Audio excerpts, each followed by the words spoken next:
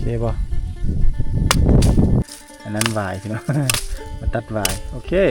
ได้พากระบอกเข้าอยากเป็นยังบ่เจ้าของสวนวาย อยากเป็น อยากเป็น โดย อยากได้บ่จังสิ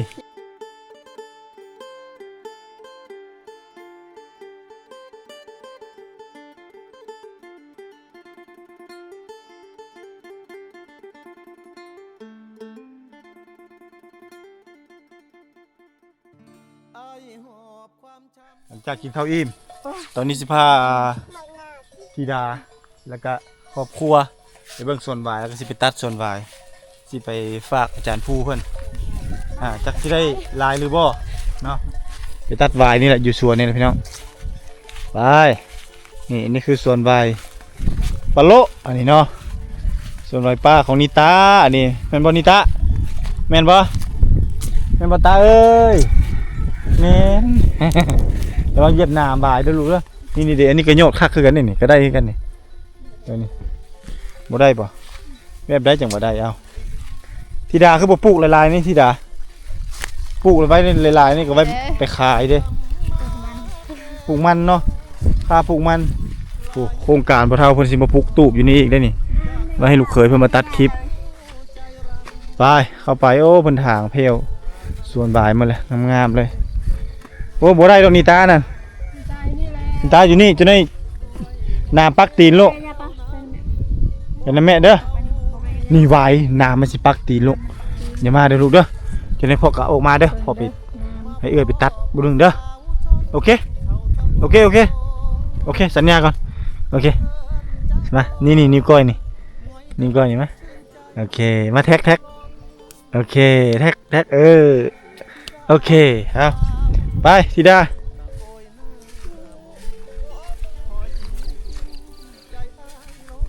ตัดวายเอาตัวมันใหญ่ๆได้ธิดาเด้อใหญ่อยู่เราได้บ่เอา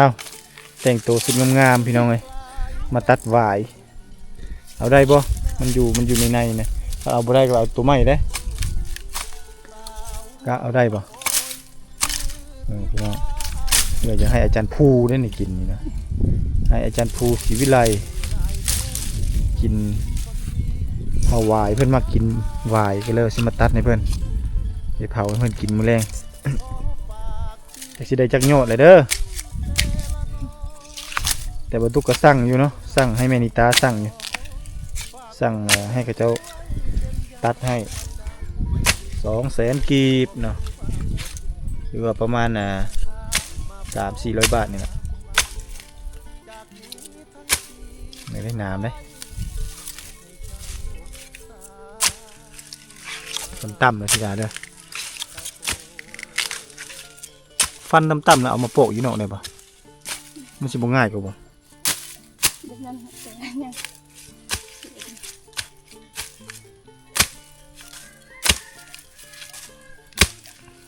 มันอยู่บ้านธิดานี่ปลูกพอได้กินเนาะบริปลูกอันนั้นได้อันนี้ปลูกขายได้ธิดา1ปลูกขาย2มาปลูกเพื่อญาติพี่น้องมาแล้วก็ตัดให้เขาป่านะขายนั่นกับบ่ปานได้ดอกส่วนรายเนี่ยฝากให้พี่ให้น้อง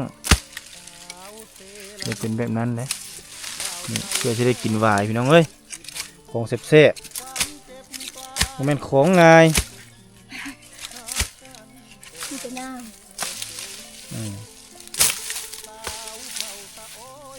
น้ำไหลเนาะท่านบ่มีความสนิทสำนานนี่กับการตัดวายนี่บ่รอดพี่น้อง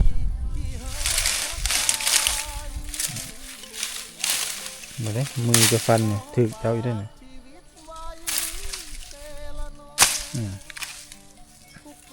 ได้ไหม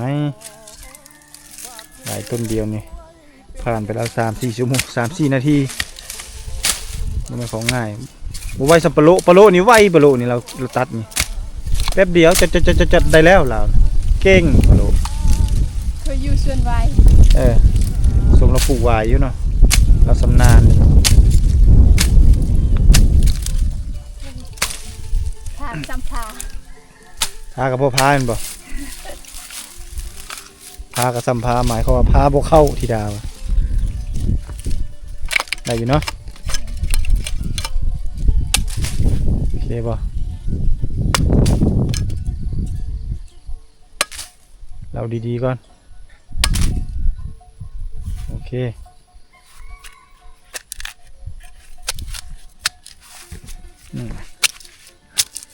อืมในที่จะแต่งตัวงามๆแล้วมาอันนั้นหวายพี่เนาะ มาตัดหวายโอเคได้ยังกระยามันซ้ำนั้นแหละผู้ดีจับโอเคมาได้จับไปมาทางใดโตเลยปลาวายปลาโลเพิ่นนี่ต้นนี้ก็ได้เหรอได้บ่บ่แม่นเลยในพุ่นเนาะนี่ได้บ่นี่งามอยู่เด้อล่ะงามบ่บ่แม่นเด้พี่ได้ไอ้ว่าน้อยบ่อันนี้ก็น้อยบ่นั่นล่ะนี่เลย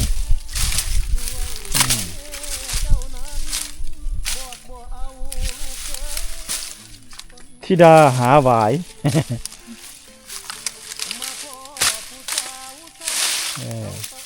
เอาเลือกเอาตัวง่ายๆเอา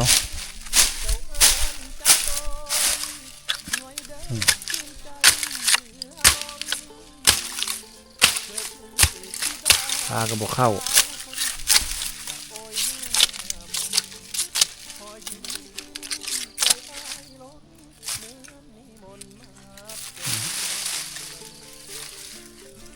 กัดเนาะมาเลยเอากวดเข้าหน่อยเด้อ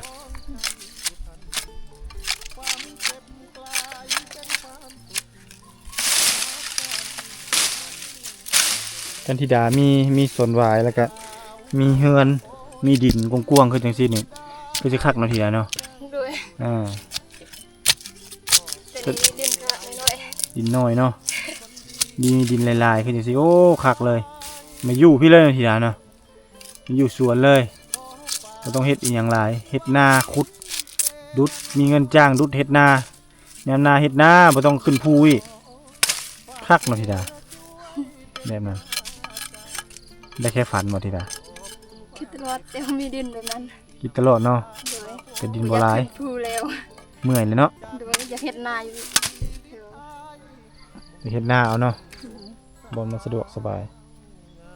มึงได้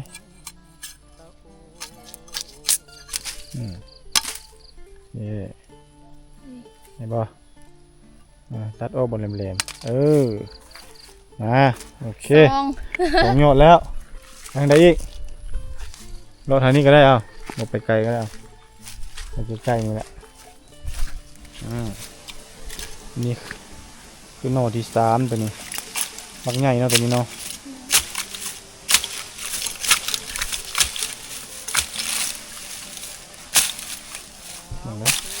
ไม่ค่อยได้พากับบ่เข้านะ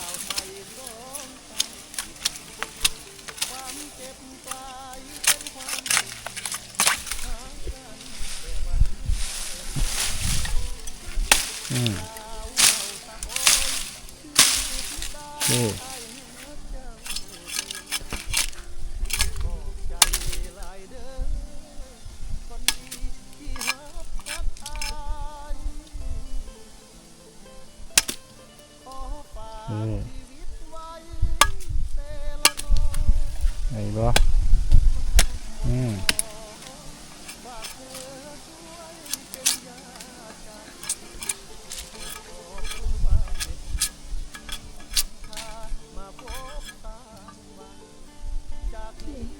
เดี๋ยวก็จะได้ไป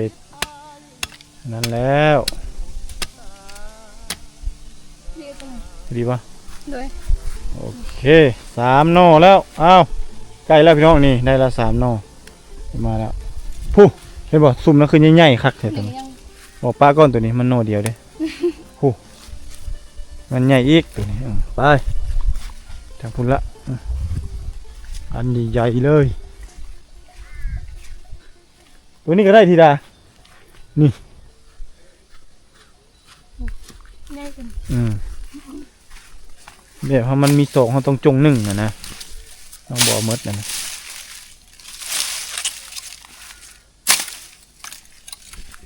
อยู่ทางนี้ ต้องสักน้ น้ำมันคักบ่ ำโดยตอนเขาบ้านเมืองเฮ็ดน้ำเขาเอา ถึงน้ำปักเราตัวนี้บ่ โดย บ่พักกวดเข้าก็ได้บ่เจ้าอันนั้นออกมาเพื่อจะจังกวดครับ มันจะถึกเจ้าคือเก่าน่ะ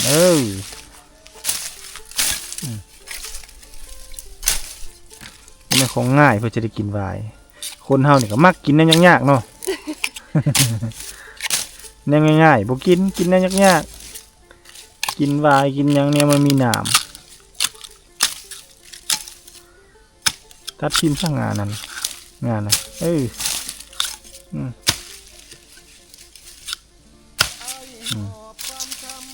เราจะได้กินพี่น้องเอ้ย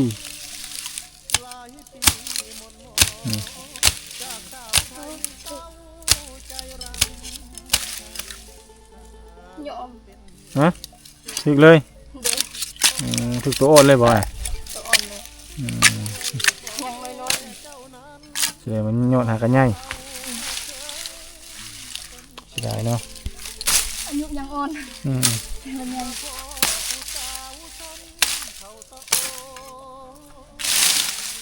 เอ้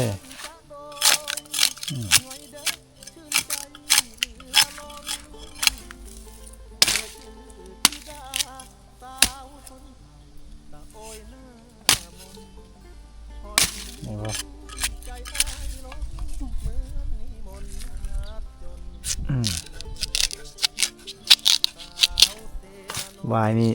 ส่วนหลายถ้าเจ้าเห็นได้กิน ต้มเรือตำ ต้มแล้วป่น เห็ดเจียว เห็ดเจ้า เห็ดเจียวเนาะ โดย ต้มแล้วเห็ดเจียวกินโอเคได้ละมาพอดีอ่อนมาโอเค สี่ ได้สี่โน่แล้วอีกโน่หนึงไปทางใดเลาะนางเอกเฮาเมื่อยแล้วนางเอกเฮานี่เนาะอ่ะ ได้ห้า ได้5ยอดเนาะ โดย เอาไปฝากอาจารย์ผู้5ยอดได้น้อยๆคือจังซี่เนาะอยากเป็นอยู่บ่เจ้าของสวนวาย อยากเป็น อยากเป็น โดย อยากได้บ่จังซี่ อยากขาย อยากได้บ่สวนวายที่งามๆคือจังซี่หลายๆคือจังซี่ผู้นี่ป่าไม้ขยุงนั่นนี่พี่น้องนี่ต้นไม้พะยุง อยากกินก็ไปตัด อยากกินก็มาตัดเอาเนาะ ก็คือถ้าว่าปลูกไม่ต้องไปหาผู้ หาอยู่ผู้ อันนี้ น้องก็ตอนนั้นนะถ้าอยากกินก็ไปหาผู้ หาอยู่ผู้ บุญกินงะ ต้องไปหาวายอยู่ผู้ โดย จึงได้อันนี้เนาะ โดย คือบุญกินง่าปีนี้ประมาณเดือนใด เดือน11เนี่ย เดือน11นี้ เออ บ่เท่าว่าเดือน11 โดย โอ้แสดงว่าถ้าเฮานี่บ่ได้อยู่แม่นบ่นี่ โดย แล้วเฮาต้องได้ไปแม่นบ่เราอยู่ประเทศไทยแล้วเฮาเนาะ โดยแต่ถ้าไปประเทศไทยนี่พอถามว่าสิเฮ็ดเดือน12โดย เฮ็ดหยังก็ เดือน12 โอ้แสดงว่าให้เขาเจ้าเฮ็ดก่อน โดยเพราะว่า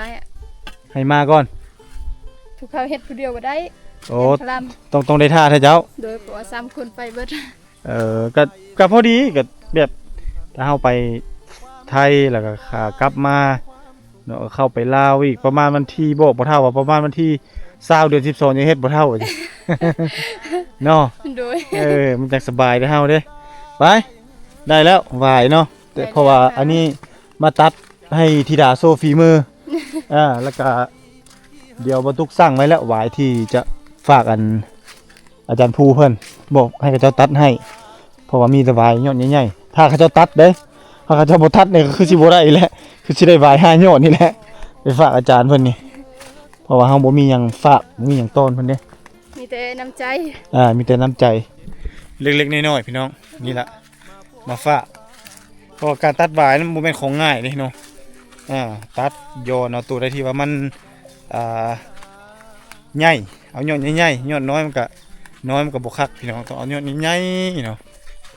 ตัดนี่ก็ได้นี่เห็นพอเท่าเราเฮ็ดเป็นโซนคักบ่อันนั้นโซนหวายเนาะอันนั้นโซนเลี้ยงงัว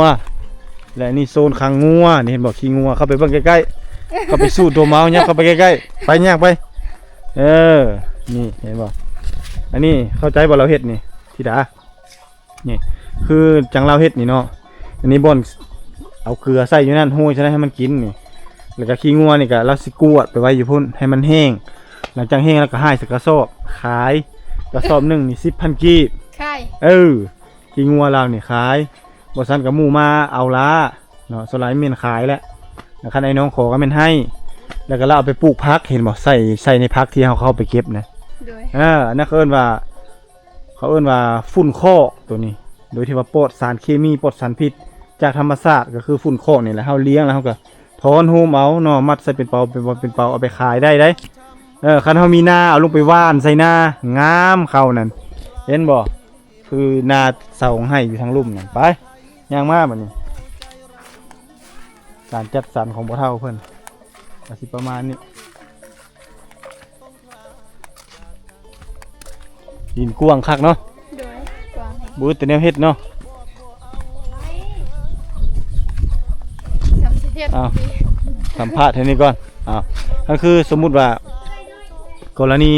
เอาแต่5ยอดพอแล้วคือสมมุติคือในกรณีที่ว่า เจ้ามีดินหลายๆจังซี่เจ้าในความคิดของเจ้าถ้าเจ้ามีดินหลายจังซี่เจ้าสิเฮ็ดหยัง ถ้ามีน้ำก็จะเฮ็ดนา ถ้ามีน้ำอยู่ดูดเฮ็ดนา โดย นอกจากเฮ็ดนาได้เฮ็ดหยังอีก เฮ็ดสวน เฮ็ดสวนนี่หยัง มักแน่ สวนมังนี่ โดยมักหยังมันนี่แหละส่วนอยากเฮ็ดสวนกาแฟ โอ้ยเฮ็ดกาแฟ โดย ไปส่งกาแฟขาย โดย โอ้คือทางปักซ่องน่ะบ่ โดย โอ้คือทางปักซ่องปักเซนี่มีหยังอีกอยากเฮ็ดบัดนี้เอา อยากปลูกครับมักเนี่ย อันหยัง มัก ม่วง ขามมักม่วง โอ้มันจะเข้ามาก็คือจะปลูกต้นไม้กินหญ้า โดย เลี้ยงสัตว์ซาเด้ เลี้ยงสัตว์เลี้ยงเป็ดเลี้ยงไก่ เอาเลี้ยงเป็นเลี้ยงหมูเนาะ โดย โอ้ อยู่แบบนี้สงบ สงบบ่ ยันบ่มีพยาธิเขา บ่มีพยาธิเข้าเนาะ โดยบ่คืออยู่บ้าน บ่เคยอยู่บ้านเนาะ ไก่2-3ตู้แล้วก็ตายอีกตลอด อันนี้ห้องน้ำห้องในเฮาก็มีครบเนาะ โดย นี่คือพ่อเฒ่านี่ก็บรรทุกเฮ็ดห้องน้ำให้เรียบร้อยสะดวกสบายเนาะบ่ต้องย่านนี่ว่าเซียน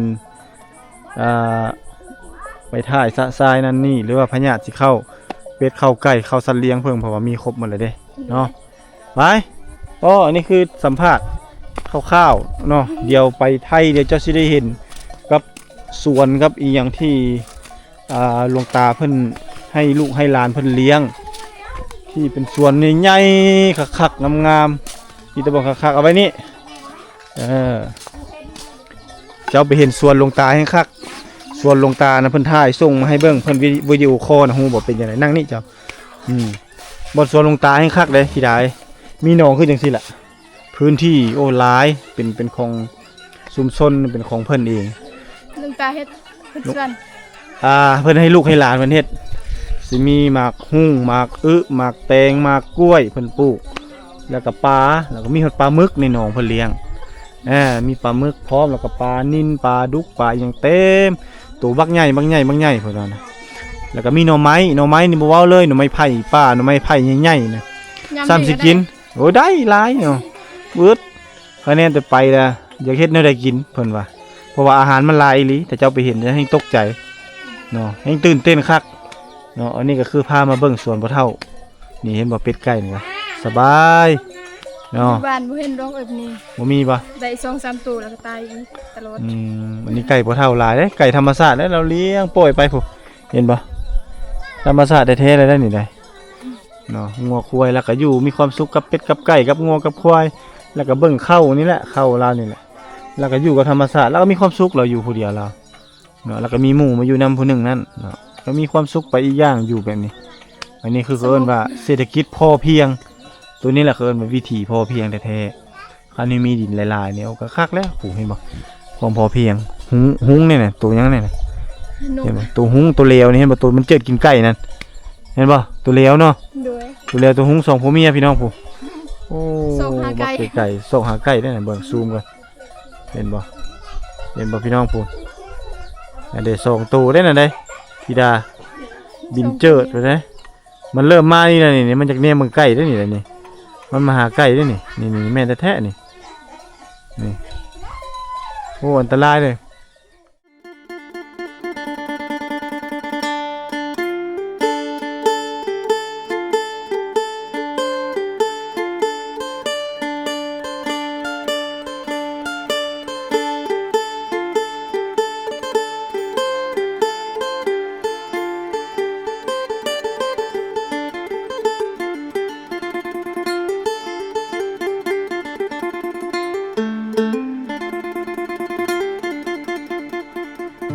อายหอบความช้ำมา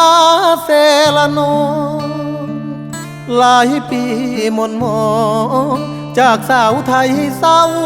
ใจรำพันถ้านับเป็นเหตุเฮ็ดให้เฮาต้องพลาดจากกัน ด้วยพ่อแม่เจ้านั้น บอกบ่เอาลูกเคยคนจน มาพ่อผู้สาวชนเผ่าตะโอยเจ้าเอิ้นจะโดยง่อยเด้อชื่นใจเหลือล้น เธอชื่อธิดาสาวชนเผ่าตะโอยหน้ามนพอยิ้มจิ้มใจอ้ายล้นเหมือนนิมนต์มา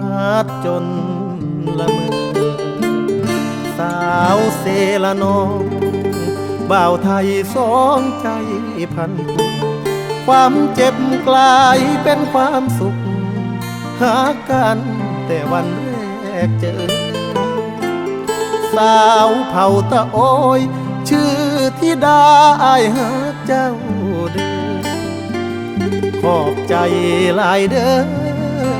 คนดีที่หาพักอาย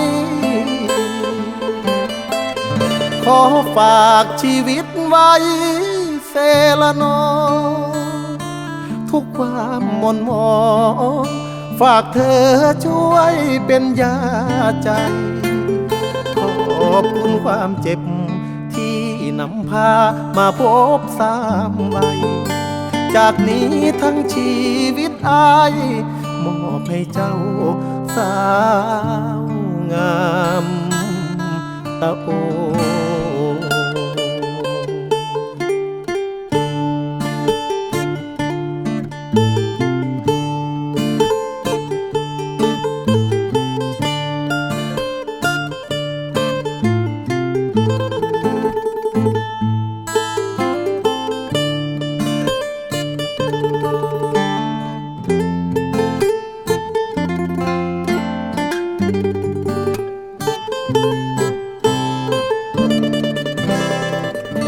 สาวเซละนอง